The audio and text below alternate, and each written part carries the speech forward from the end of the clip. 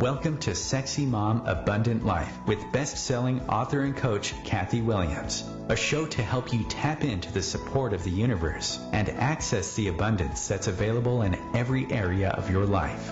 Listen in for conversations and tools to create more ease, joy, and possibility with family, relationships, business, and living. Kathy's joyful perspective will help you tap into your own wisdom and create a life of presence and abundance your way. Listen live on Thursdays at 5 p.m. Eastern, 2 p.m. Pacific, or anytime on iTunes or at IOM-FM. Welcome to Sexy Mom Abundant Life, everyone. Thank you so much for listening in. Today's conversation is about seeing and forgiving without shame. Because, gosh, it's been a challenging week for many, not only in the U.S., but around the world. And to see someone innocently die just because of their color, or what's involved in that is a challenging thing to look at. And it is a symptom of a deeper problem. So we're going to have a chat about that and seeing and really looking at some of the things we like to avoid looking at, to heal and to forgive without shame, because that's one direction we can go when we're looking at these things that are very uncomfortable. My heart is sad. It goes out to George Floyd and all of those people impacted, not only black or white or Hispanic, or just everyone. And my guest today, my monthly co-host, is Sophie Michelle, who so graciously requested or insisted on this topic. And I can't wait to see where we go. So before we dive in, I'd love to invite you to call in to the show. That's at www.iom.fm. You can also listen in all your favorite places, Spotify, SoundCloud, iTunes, Google Play, all the things, iHeartRadio. And if you have questions that occur after real time, after we've recorded this on Thursday, May, whatever it is. Oh, June, gosh. June 4th. Yes, June 4th. I'm still in May. June 4th, you can always drop me a note at meetkathywilliams.com. So thanks for listening in, and thank you for being here, Sophie. Welcome to the show. Thank you, Kathy. Thank you so much for bearing with my insistence. I think it's an important topic, and yes. You're right. You're right. So much of our attention is going in this direction right now.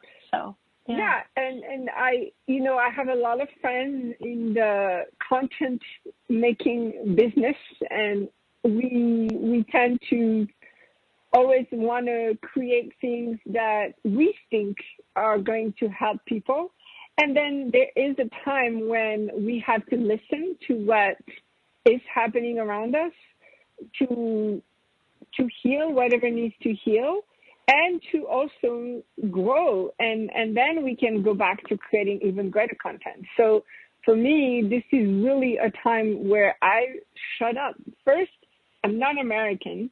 And therefore, I have to learn so much more because I did not grow up with some of the ideas and concepts that are causing the unrest. So from the moment that I moved here, I remember hearing about some concepts that it actually was about race, but I really quickly realized it was much deeper than race, and therefore I couldn't really talk about it. At the time when I was in college, it was all about affirmative action, and so many people were either for or against it and all of that because they were talking about changing something.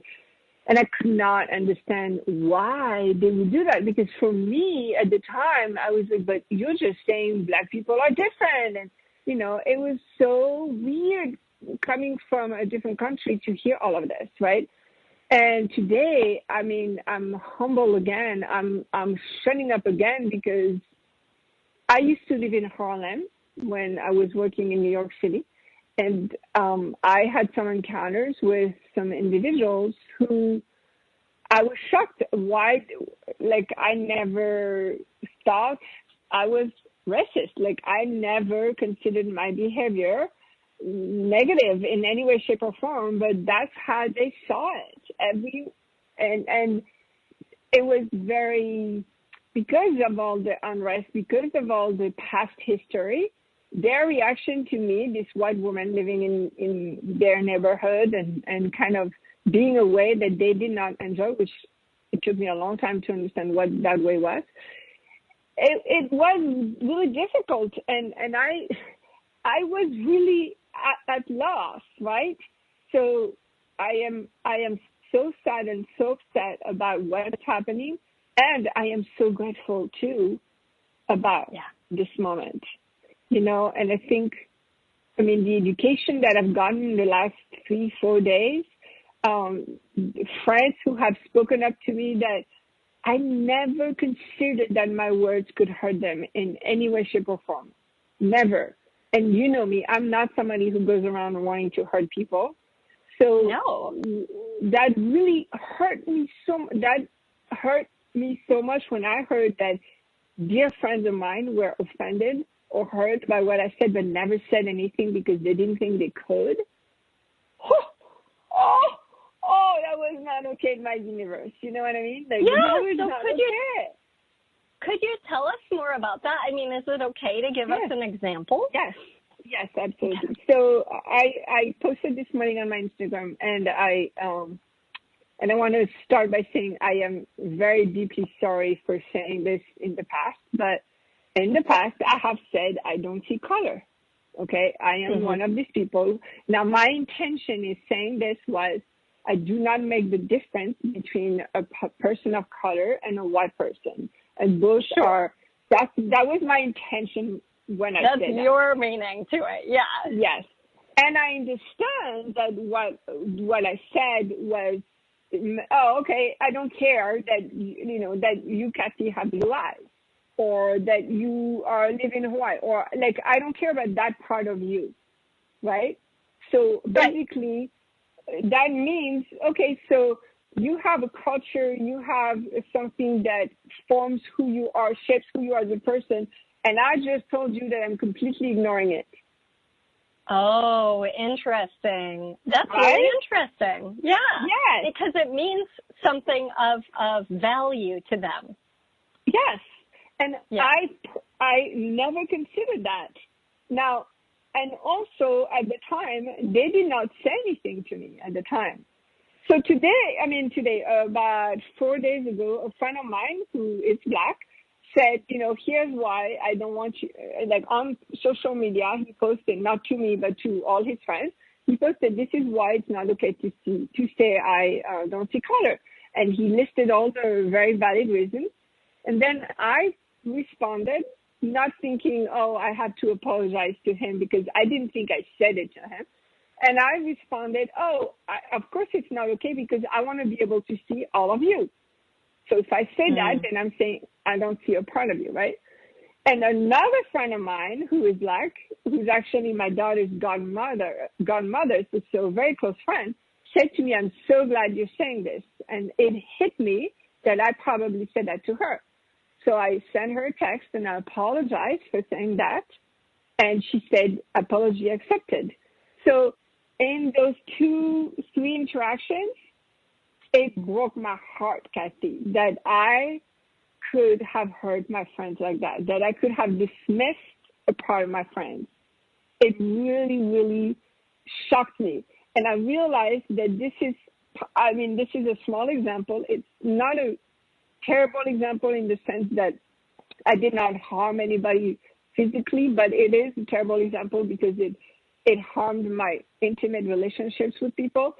And it is, if I, who has done all this self-work, if I can be blind about something like this, I can imagine that other people who grew up in a society where it's okay to dismiss people of color, that I can now understand that for some people, they need to realize that. They need to look at themselves and they need to see that. And so that's one part too, right? I mean, in our exchange, I explained that it's a lot more complex than that, and I understand it now. But this is the first part, is to really be honest, right? To really be like, okay, let's take a mirror and let's look. Did I say anything or did I have any kind of behavior that could harm somebody or hurt somebody, even as simple as that, right? Yeah. It's huge to look at that, because it's like putting yourself in another's shoes in a way. And I was doing that this morning. You know, of course, when we're learning history growing up, we learn kind of the same things over and over when you're in junior high school, and then when you're in high school, there's more detail added, and you learn a little bit more stuff. But I was really thinking about the slave trade, and I was thinking about, just imagine if a teacher had presented it in a different way, where they said, hey, imagine if this were you being shipped over on a boat. And, you know, to a country you'd never heard of, and to work for someone doing what they wanted you to do. Like, totally different perspective, because it feels, when you're learning about it, it's in the past, it feels so distant. And then if someone had really invited us to be like, hey, look at this, right? Or even if it were just your ancestors, you know, my people from like England and France and Wales and you know, Germany and all of that, Scotland, right? Imagine if those were your great-great-great-great-grandparents. Just imagine that. Like, totally different. It feels different because it becomes less distant and more real. Yeah, and it's interesting because when you said that, I thought about human trafficking. So I was like, you know, it still exists. It's still something that, it's not just in the past, right? Yeah. So, and it's funny because I want to do the work and I want to acknowledge all of this. And of course, I'm not naive enough to know that the people that are doing human trafficking would actually want to not do it, would actually want to get out of it and heal themselves. I don't know. It's possible, but in this 10 seconds, I don't think that they do, right? So no, it is different, but it isn't different because of course, there are people fighting against human trafficking, but it's still here. It's still in existence. So there's still a part of humanity that wants to dominate another part of humanity. Now, it is shocking to me, you know, I just want to share this quick example because my daughter and we often, in the morning, we have arguments when she had to go to school, you know, to get her ready and all that. Like, I was trying to rush her, and the more I rush her, the more she reacts and all that. And one day, she was fighting me and with her hands, and she was doing something like this. So I put my hands up to protect or to just stop her. I think I was trying to grab her hands, but my nails were a little long, so my nail touched her cheek and scratched her cheek just by mistake, like just a little scratch, right? So no big deal. We put a little something. She wanted a Band-Aid. She loves Band-Aid. She wanted Band-Aid. It was 3 years ago, so she was younger. We put a little Band-Aid. Oh, cool! I have Band-Aid. I'm going to school. She went to school. Her teacher asked her, "Oh, what happened?" And she said, "My mom and I, we had a fight." So guess what? The teacher, who, bless her heart, I totally understand, was very well trained, but this is a sign of abuse. Oh, wow. And so she called the cops. And I had the cops in my house that night, right? Now, everything was fine. We worked it out. Everything was fine. And nobody got, you know, hurt or whatever. But that really put things in perspective for me, too, because it's about, you can't even you can take a chance. You know, you don't want to see a child abused, right? So even if she knew me, she knew there was very low chance that I would abuse my child. She was not going to take that chance. And she was feeling strong enough as an educator that she had to do something, and she did what she was trying to do, right? Yeah. And I was lucky enough that the cops were willing to have a conversation with me, and so I did, and it turned out well. But I'm like, I can't even be mad at the teacher. I get it. You know, I get the prevention aspect of things, right? And that's where we have to stay aware. We have to constantly, I mean, you and I, we teach people to be aware all the time, but it's not just aware of yourself, it's aware of your surroundings. It's aware Absolutely. of people, how they're behaving. Well, you know what? And I want to bring this piece in about the Central Park. Okay, what's that girl's name? I've forgotten it now. What they call the Central Park Karen, which is this woman from New York City, and she was part of a financial institution, and I believe she just lost her job because she essentially made a call to 911 saying that this black guy was threatening her and her life, which is not the case. Okay, he was, you know, saying, do you know about this story? I do not. Okay. So this happened really recently, and funnily enough, these two actually shared the very same last name, right? So the woman and this black man, beautiful black man. You can tell he's a man of integrity. You can just see him and see this, and he's like a graduate of Harvard, and he was in this area bird watching. Okay, bird watching, and she comes along with her dog that's off leash. And he tells her to put the dog on the leash, and she doesn't. Oh, no, you know, he needs his exercise. And he says, well, you take the dog out of the bird watching area, and he can get all the exercise he wants off leash, right? And she said, no, it's dangerous out there. And she just wouldn't be accommodating for what was actually the law, right? It says you cannot have your dog off leash in there. And so he said, like, please put your dog on the leash. Oh, no, I won't. And then he goes, well, then if you're not going to do what I'm asking, I'll handle it, but you're not going to like it. And he starts to get these dog treats out for her dog and says, come here, puppy. And she says, I'm going to call the cops and tell them that a black man's threatening my life, essentially. Right? And this happened because he filmed it. He got his camera out, and she starts coming toward him, and she goes, stop filming me. I'm going to call the cops. I'm going to tell them this. And he's like, tell them whatever you want, ma'am. And he's very calm. And, you know, I was just looking at this like, oh, my gosh. Like, if she were to just look at, I mean, anyone, I know she was scared. I know she was scared and frustrated and upset, and that's not an excuse for doing what she did, but also looking at energy. Like, for me, the predominant thing is, what's someone's energy? And this guy he's standing his ground, right? Yeah. He's saying your dog needs to be leashed.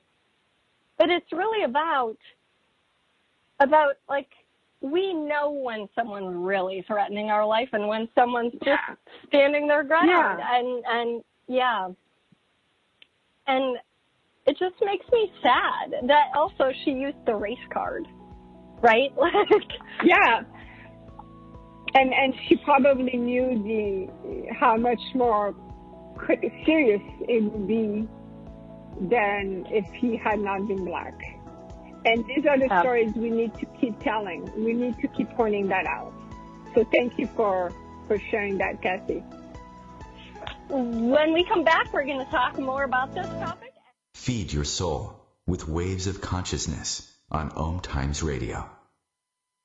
OMTimes Magazine is one of the leading online content providers of positivity, wellness, and personal empowerment, a philanthropic organization Their net proceeds are funneled to support worldwide charity initiatives via Humanity Healing International. Through their commitment to creating community and providing conscious content, they aspire to uplift humanity on a global scale. OMTimes, co-creating a more conscious lifestyle. Hello, I'm Sandy Sedgbeer, host of OMTimes Magazine's flagship radio show, What is Going On? My passion is sifting through information, research, and innovations from new thought teachers, speakers, and researchers pushing back the boundaries of what we know about life, energy, metaphysics, and the universe. I love shifting perceptions about who we are, why we're here, and how quickly impossible becomes normal when we open our minds, expand our awareness, and accept that the only limits that exist are those we place upon ourselves. So if you're the kind of forward-thinking, eager investigator of what lies beyond the current reality that most perceive, why not make a date to come play with me in the field of possibilities at 4 p.m. Pacific Time, 7 p.m. Eastern Time every Thursday, and together we can discover what's really going on. Hey everyone, thanks for listening to Sexy Mom Abundant Life. I'm so grateful you're here. As a listener, you can pop over to meetkathywilliams.com and get 20% off any item in the shop, including videos, energy pulls, even private sessions, by entering the code SMRadio. Also at meetkathywilliams.com, you can download a free Create Your Life exercise and join me for online classes and Hawaii retreats. And if you're stuck, helping you get unstuck is my specialty. I'd love to work with you one-on-one. A social distancing tip. Putting distance between yourself and others is critical to slowing the spread of coronavirus. So here are ways to stay in contact without the physical contact part. Call, send a text, set up a video conference, post on social media, dedicate a song on the radio. If you have symptoms of fever, dry cough, and shortness of breath, call your healthcare provider before going to their office. For more info, visit coronavirus.gov. Let's all do our part, because we're all #alone together. Brought to you by the Ad Council. Okay, I gotta be quiet. Welcome back to Sexy Mom Abundant Life, everyone. It is juggling children and other activities, which, you know what, in this life, we get curveballs from all sorts of directions. So one of the things I've learned to do is just put my dominant hand on my chest and my other hand just below the chest on the upper belly and breathe. And remember, I'm here now, and I can take care of the things I can take care of better when I'm present right now.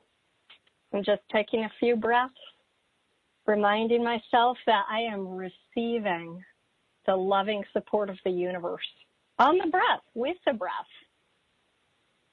and softening into that support as I exhale. You know, we can't control everything.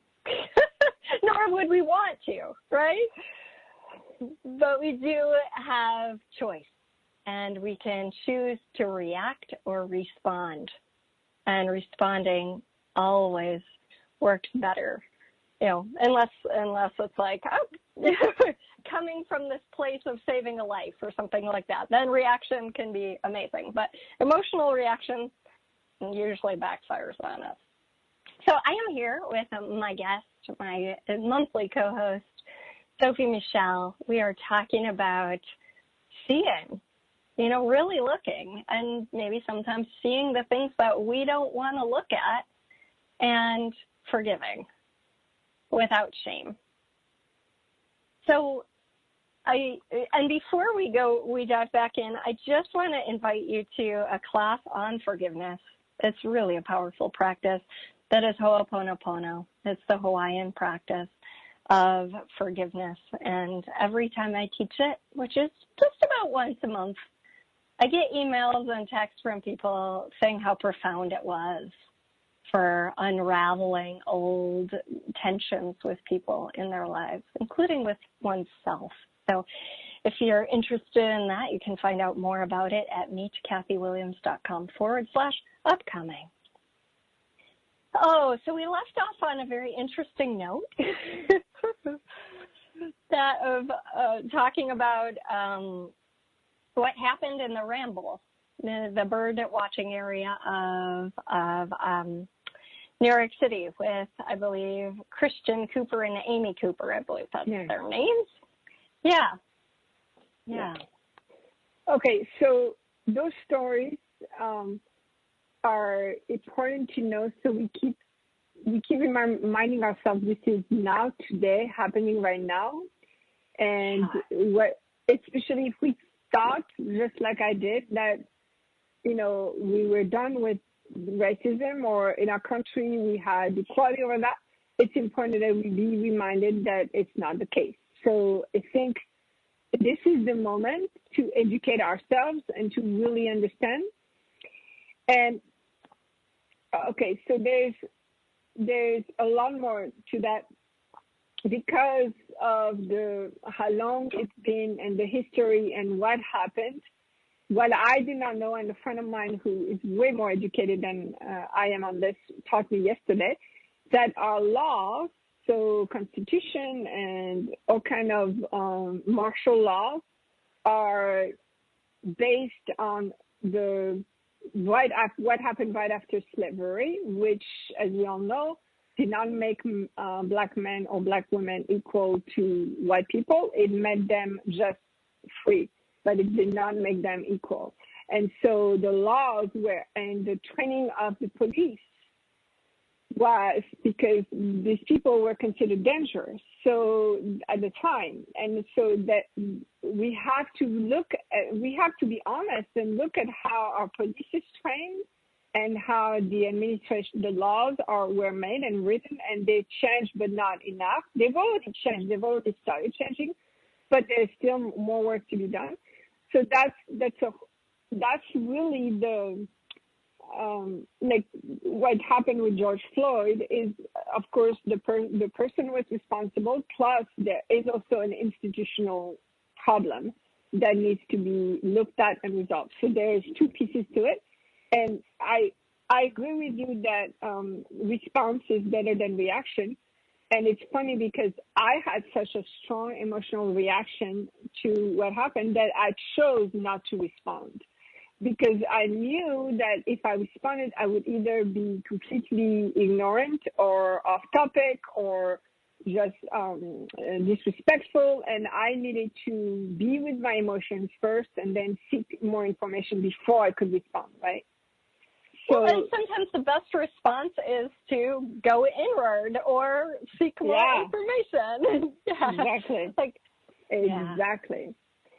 So that's the intricate, complex part is that it's an individual thing, and we all need to do the work. We all need to question everything we think about, everything, how we look, because Kathy, you know that I moved to America because of TV shows that I was watching as a kid that showed me Americans as loving and touchy-feely.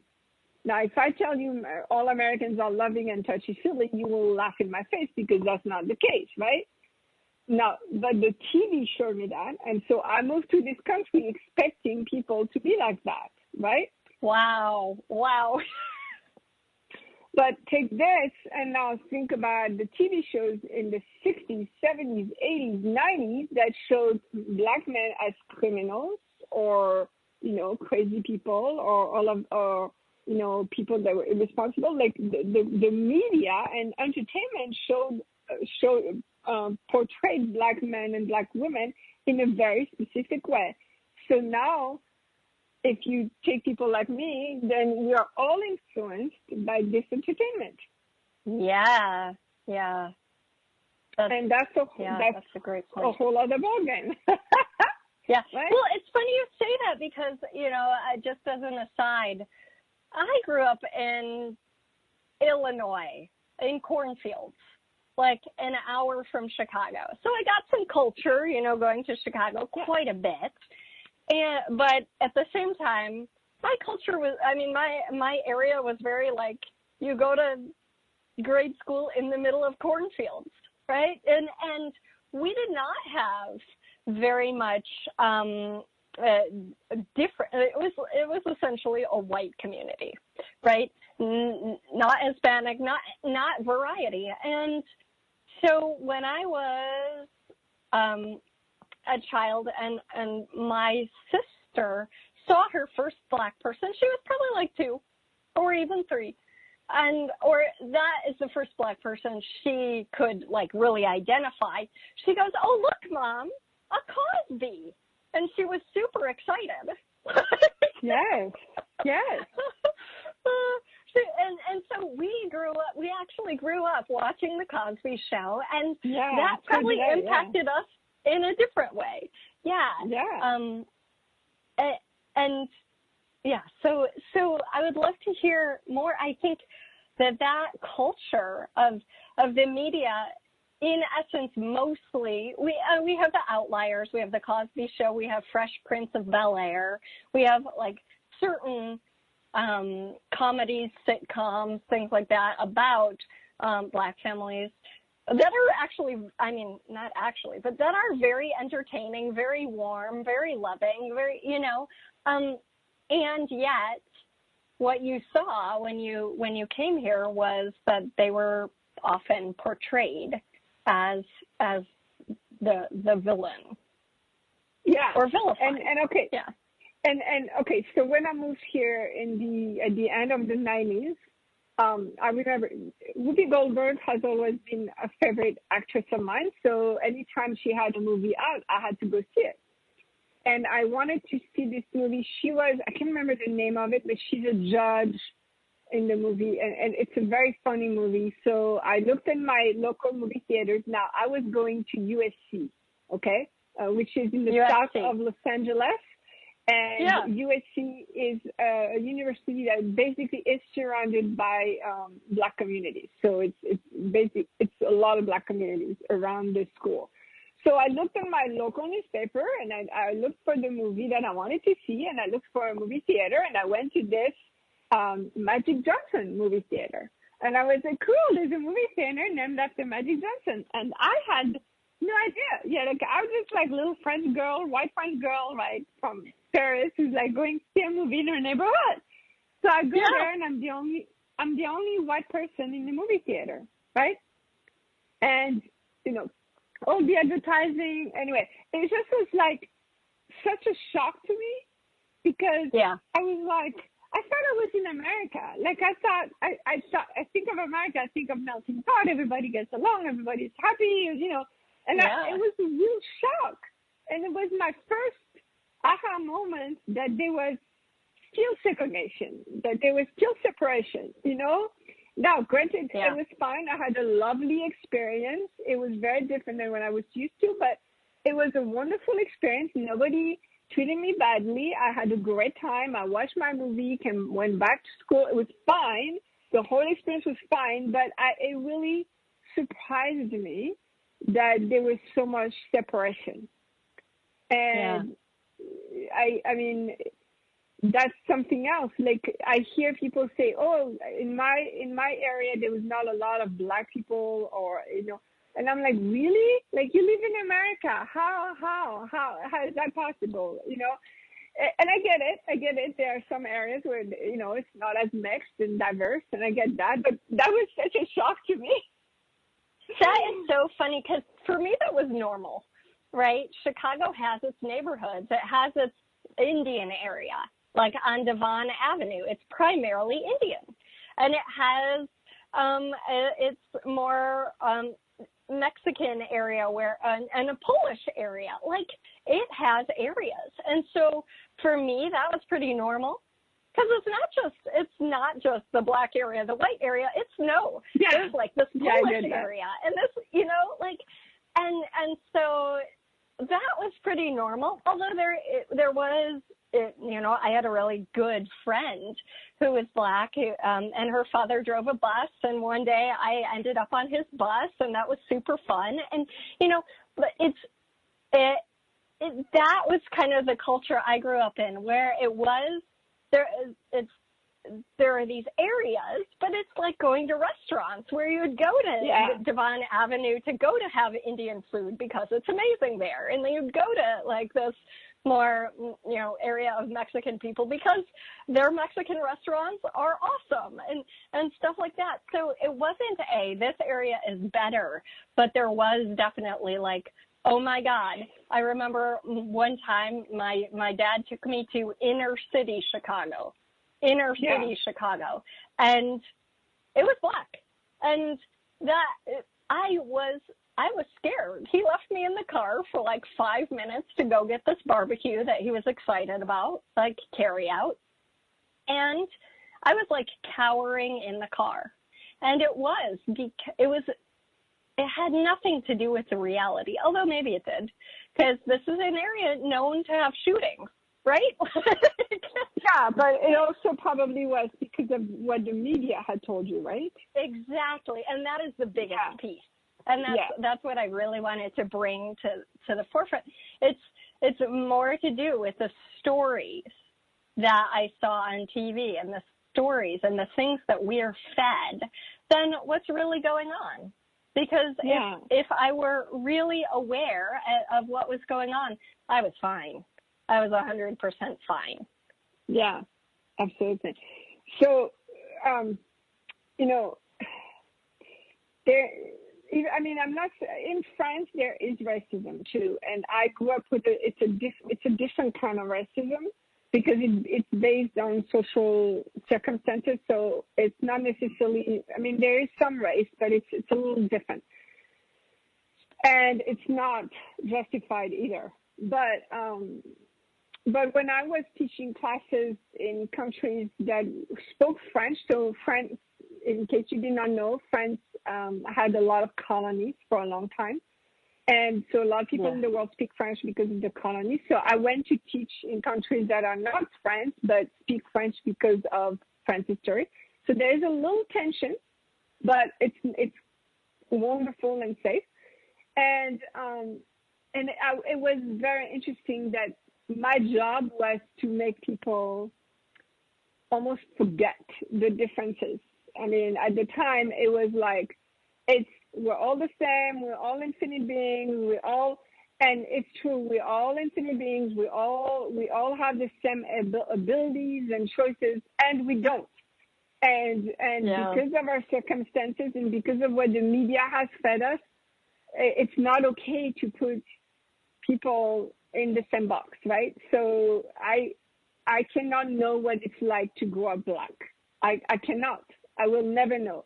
And so for me to assume that I could know is disrespectful, or to assume that I could know what it's like, or to understand it's not okay, right? Well, so it's interesting too. You were a minority for like 2 hours, right, in the movie theater. Yeah. Imagine, that gives us some perspective. Yeah. It's fascinating to be a minority, and I've been one in certain countries, right, where you are aware of it, and some of the stories I've been reading, one guy said, I used to help people on the road at night, and I never can now, because I'll be stopped by the police. I'm stopped randomly by the police at least 3 to 4 times a year, and not I, but the guy was saying that, and his picture was posted, and the woman said, he's one of the best appliance repairman I have ever had, and a wonderful individual. I saw that picture, yes. Yeah, and me, I lived in Birmingham, Alabama for a time, and what I saw was that Hispanic people were pulled over predominantly. I'm a little white girl. I could drive around all I wanted. I could probably speed too, but you look around, and it was the Hispanic people who were pulled over, which was, to me, was just fascinating because it really did stand out. This is interesting. Yeah. Yeah. Yeah. So as we know, as we see, there's a huge piece of uncover, to really look at. And no, we're not all the same, even though ideally we would like to deliver all the same. we're not, and we don't all have the same choices, and there is a history that is going to influence our choices. So we do need to look at that, and we do need to look at how we treat each other according to that history. And if I have said or done anything that could be offending, please know I'm the first one to be upset about it. But I also appreciate the people that were pointing out. And I told my friend, I said, please, I am so dumb when it comes to this. Please let me know. Let me know what I say or do that could be considered, offensive, because I don't know. So but I want to know, right? So that's the first part. And I know we're going to get cut off very soon, but in the last part, I'd love to get to how to look at this, but without using shame, but instead really asking for forgiveness. And forgiveness or shame, and shame are two different things. And I think you, Kathy, have a lot to say about that. I look forward to it. Thanks so much, Sophie. And thank you, everybody. We'll be back in just a moment to talk about that. Forgiveness is so important.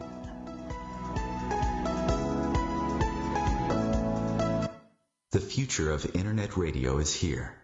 OMTimes Radio. IOM FM. Ascending Hearts is no ordinary dating site, but a spiritual dating site with a purpose, to link you with your soulmate. We engineer the serendipity so you can trust that you will attune with someone that has the same matching vibration as you. Ascending Hearts, the conscious dating site for the spiritually aware. Try Ascending Hearts for free. AscendingHearts.com. Hey everyone. Thanks for listening to Sexy Mom Abundant Life. I'm so grateful you're here. As a listener, you can pop over to meetkathywilliams.com and get 20% off any item in the shop, including videos, energy pulls, even private sessions, by entering the code SMRadio. Also at meetkathywilliams.com, you can download a free Create Your Life exercise and join me for online classes and Hawaii retreats. And if you're stuck, helping you get unstuck is my specialty. I'd love to work with you one-on-one. More than 24 million Americans have an autoimmune disorder, and that number continues to grow. I'm Sharon Saylor, and I'm one of those 24 million. To put that number in perspective, cancer affects about 9 million and heart disease up to 22 million. That's why I've brought together top experts and those thriving regardless of their diagnosis to bring you the latest, most up-to-date information. Join me, Sharon Saylor, Friday night, 7 p.m. Eastern, for the Autoimmune Hour on Life Interrupted Radio to find out how to live your life uninterrupted. Hi, we're the Goo Goo Dolls. We're fortunate that our daughters have what they need to grow and learn. But that isn't the case for nearly 13 million kids in the U.S. that struggle with hunger. Childhood hunger is a heartbreaking reality that Feeding America is working to change. Each year, the Feeding America network of food banks rescues billions of pounds of good food that would have gone to waste and provides it to families and children in need. You can help kids in need in your community by visiting feedingamerica.org. Brought to you by Feeding America and the Ad Council.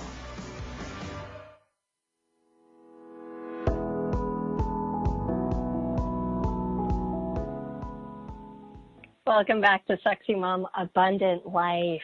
Our conversation today is around looking, seeing, and forgiving, and sometimes seeing the really hard things or the things we want to overlook or think we're done with, right? Like, oh, that's over. Let's look over here. And actually, it's funny because in Masterminds recently, we've been doing that. I've been saying, you want to return this energy to sender, but there's something that's resonant with you in it because you're feeling it. So let's look there. And so, Sophie, let's dive into forgiveness. My guest today is Sophie Michelle, and I just love talking with you. So, okay, so the last few years, I really did not like the word forgiveness because I thought if you have to forgive somebody, that means you are saying that there's something wrong. And I want to really make a difference between doing something wrong and being wrong. When we say we have done something wrong, that's when we need to forget this, the action. It does not mean the person is wrong. It doesn't mean who they are as a person is bad or wrong, but the action is wrong. And if we don't acknowledge that the action is wrong, we will not be able to correct those actions. So forgiveness is forgiving the person because we know that that person either was ignorant or had a weak moment or whatever we want to call it, but that to forgive the person but not forget the action, basically, and ask the person to still remedy to whatever they've done that we need to forgive. And the shame part is that if we say, no, that person is bad because they've done this, because they've done that, then we are actually locking that person. So shame is kind of like a definition. It's a way to basically put on that person a color versus either ourselves or another person, to put a color, to put a box, to put a label that cannot be removed. And so if we let ourselves or somebody else go into shame, nothing can change. Nothing can change. So that's why we absolutely need to stay away from shame and bring it back to, okay, what happened, why, and how can we remedy to this, right? So that's the critical part, is to differentiate the person from the action, as far as I think. Yeah, let's just say it this way. Like, if I have a child who has just lied, like, my child is not a liar. They lied, right? So a liar would be, now they go and they think, oh, I'm a liar, right? Or I label them a liar. So I don't see when they're telling the truth as much because I've decided they're a liar. The action that we don't like is lying, but that doesn't mean they're a liar. Does that make sense? Yeah, exactly. Exactly. Now, as you were talking, I thought about something else. So there's something that's a little upsetting to me on Facebook besides all this, is people who suddenly block the people on their page who express racism or something similar to that. So here's why it's upsetting to me. You want them to change, right? Ideally, you want them to have a different perspective, to change. If you block them, you're actually separating yourself from them, and so you have no more chance to expose them to what you think is correct, right? So it's important. You don't have to read what they're saying. Facebook has made a let's hide that person option. So you can hide them so you don't have to read what they're posting, but you can still expose them to what you're feeling and thinking. And that, to me, is the best way also to not put somebody in shame. Like, blocking them is like, oh, you're a lost case. No, I'm sorry. Yeah. I don't care if you're the worst person in the world. You're still not a lost case. And I'm still praying that what I say or share with you or with the world can hopefully at some point influence you. You know, as you were talking, I thought of this meme I saw on Facebook, and it's essentially, if you all make a fist, this can illustrate it too. So if I'm looking at my fist from the thumb side, it looks like a little snail. It's very cute, right? And if I'm looking at my fist from my knuckle side, it's very different, right? And so but it's still reality, right? It's still reality either way. So one person's perspective is looking at the fist perspective from the thumb side, and another person's is the knuckle side. Neither is wrong. Yeah. They're both just different perspectives, and I love that. Now, one of the things... No, go for it. I just saw this online last night, and I thought it was so lovely because it shows us the inclusivity that we can be that sometimes we're not, right? Or sometimes we're seeing people are not. If you're pro Black Lives Matter, you're assumed to be anti-police. And if you're pro-police, then surely you hate black people. It seems that it's either pro-cop and anti-black or pro-black and anti-cop, when in reality, you can be pro-both, which is what we all should be. And that's the quote. Well, no. If you take that and apply it to this, right? So your fist. So this back to the fist. Is just the fist, right? This is just the fist. But now, if you tell me, look at your fist on the thumb side, then I'm going to look at it this way. And look at your fist on the thumb side, then I'm going to on the knuckle side, then I'm looking at it that way. And so this is exactly it. I am pro-police as protecting everybody regardless of their skin, and I'm against police brutality if it's just because you think without any kind of proof or indication that this person is a criminal, right? And I'm absolutely pro-black lives, like Black Lives Matter, and I'm not Black lives, but not everybody else, right?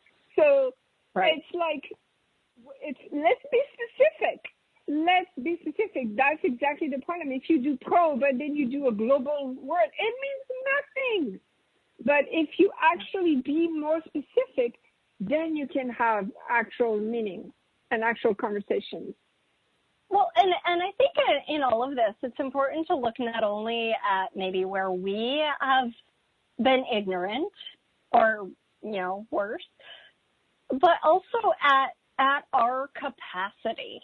Right? I mean, if I was in anger and fear and had the very same upbringing as Amy Cooper in Central Park, I would have responded the same way as her. If I had her history, her experiences, whatever, perhaps. If I grew up with racist parents or whatever, then maybe I would be a cop who kneeled on someone's neck. The capacity, the compassion and the presence and the regard for the people, their journey. Just because he knelt on someone's head doesn't make him like a horrific person. That was built, right? And if I had the very same background with the parents and whatever, I don't even know all the factors, that could have been me, right? Or that could have been me lying on the ground. And so just from a larger perspective, having real compassion for all of the players involved in all of the plays. Yeah, I agree. And at the same time, I just want to say, I think that's in the future. I'm not sure that today we're at that place yet. I think that there are some people who, right now in the history of the U.S., and I'm not going to say other countries because every country is different, but in the U.S., this is a time where there is the first step of looking at things and acknowledging things and looking at the root of things. It's what needs to happen right now. And then actually, it's funny, I heard somebody said one day, you actually don't ever have a true choice unless you have total control of your brain, which in his opinion, it's not possible, right? So once we have changed all the trainings for the police, once we have gotten the world rid of, prejudice, then maybe, then we can say, okay, that person did not make that choice, and there's something wrong with them. There's something wrong with their brain or whatever. But maybe. But right now, there's still so much that needs to be tackled on first before we get to the second part. This is such a big conversation. It really is. An important piece of it is for us not to lose hope, to know that changes can be made and implemented, and it might be clunky. You know, it's some changes may be easy, and other changes are like pushing, like Atlas, you know, holding up the world. But like trying and efforting and stuff like that. But that our presence and our awareness and our willingness to look and our willingness to have a degree of kindness for every person's situation that we're willing to, you know, that we see and that we're willing to come across. And kindness for it doesn't mean it's right? Kindness for it doesn't mean you're saying that someone's action was appropriate or that it was okay. It's just, and a level of, it's such a huge conversation. Thank you for insisting that we do this kind of topic. We open a can of worms. That's okay. I adore you for Indeed. it. I adore you for it. Thank you so much, everybody, for willing to go in this direction and look here. Because, you know, the more we're willing to be with what is, the more we can heal with heal what is. So, absolutely. Thank you. And thank you, everybody. Kathy.